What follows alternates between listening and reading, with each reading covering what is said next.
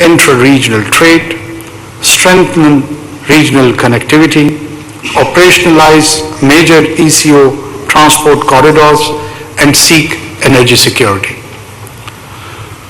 We must deliberate as to how we can expand our share in global and intra-regional trade, become more competitive, reduce barriers to promote trade integration, develop infrastructure across the ECO region, have environmentally sustainable policies, and reduce poverty.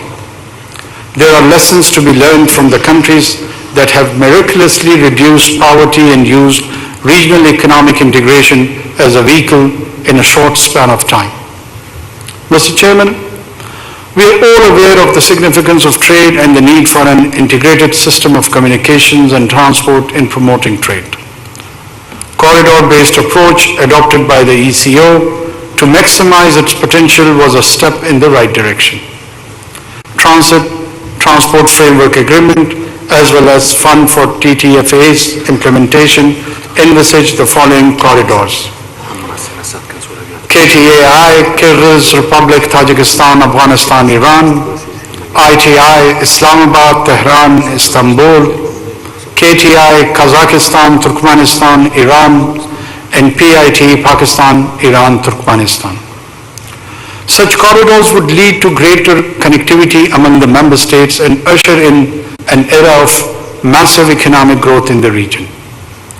Excellencies, reoperationalization of Istanbul-Tehran-Islamabad corridor has been a significant development. To speed up progress, Pakistan is upgrading its rail and road infrastructure to facilitate further flows of goods to our neighbors and beyond. Moreover, in order to enhance intra-regional connectivity, it is imperative that more border crossing points in the ECO region are notified as TIR stations so that trade operations are facilitated.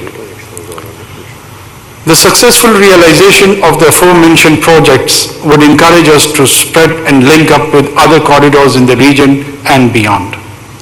More importantly, such ventures will facilitate an enabling environment for the private sector to widen business and investment opportunities.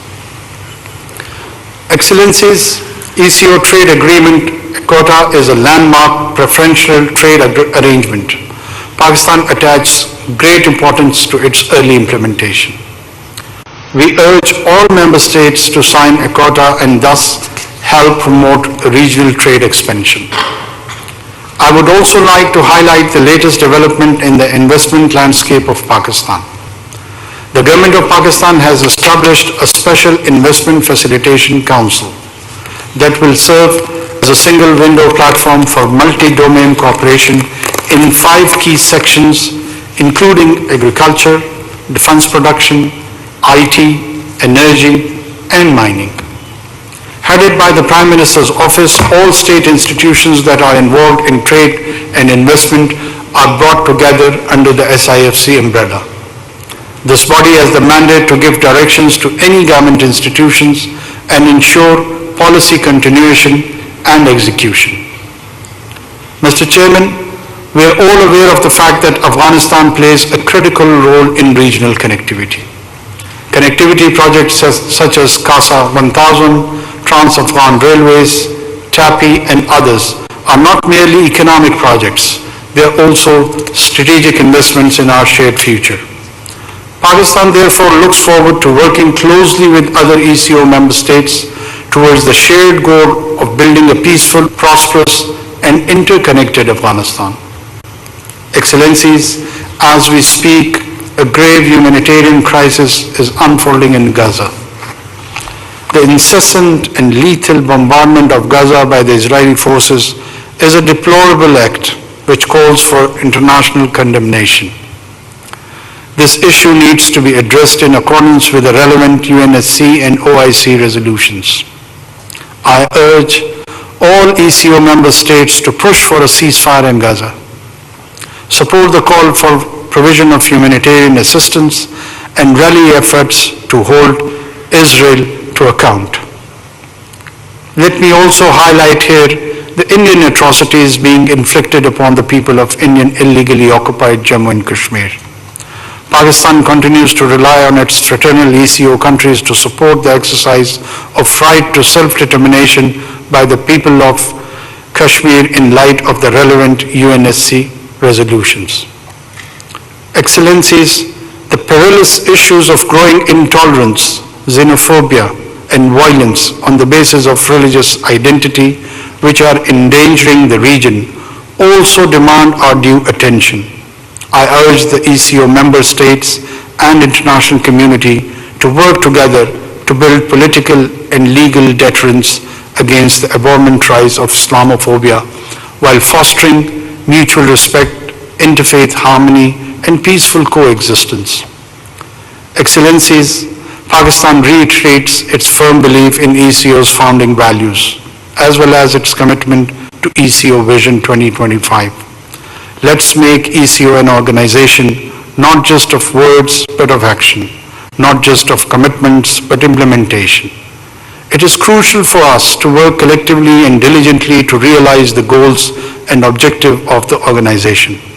In this regard, accelerating reforms to make ECO more vibrant and efficient is of pivotal importance. Our region, if well connected, can bring colossal economic and peace dividends for our people. I'm confident that with our shared commitment and coordinated efforts, we can realize the true potential of this organization.